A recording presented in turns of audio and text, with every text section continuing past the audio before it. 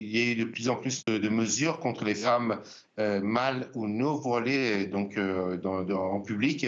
Par exemple, des automobilistes qui ont reçu des amendes où leur voiture a été immobilisée.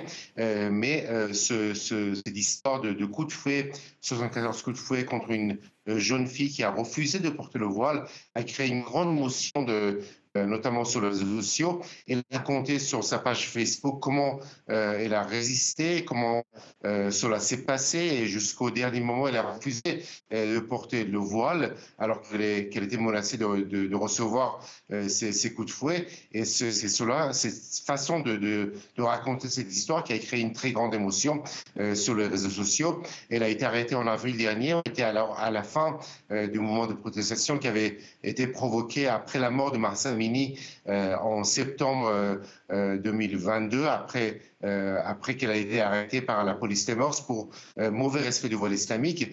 Des manifestations avaient eu lieu à travers le pays, faisant quelques 500 morts donc à travers le pays entre septembre et le mois d'avril et mai dernier. Et donc, elle a été arrêtée à ce moment-là. La justice iranienne affirme que, en fait, cette peine était due au fait qu'elle avait reçu de l'argent de la part de groupes étrangers basés à l'étranger pour donc se montrer sans voile en public. C'est cela qui avait justifié cette peine de 74 coups de fouet.